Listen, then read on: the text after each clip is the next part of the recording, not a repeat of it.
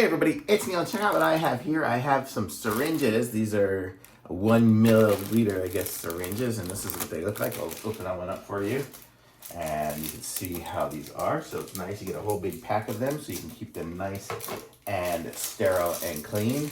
My hand is not clean now, but I'm going to show you how it works anyways. So here you go. You have the tip with the needle, and look at how tiny this is. It's like a little insulin needle, so it's just ridiculously tiny. And then we have this end here. So this is where you'll have your plunger. Well, I guess if you go like this, you can stick it into your bottle and then pull this out here to suck in the liquid and squirt it into your body or whatever for your insulin medicine and whatever. So it's a nice little syringe to have. It says for single use, U100 insulin. That's what it says on there. So you can see these are nice. Nice little set here to have of these. It says 1 ml syringe. Individually wrapped, packed with 25 of them, so you're good for 25 injections. So really nice. Thumbs up.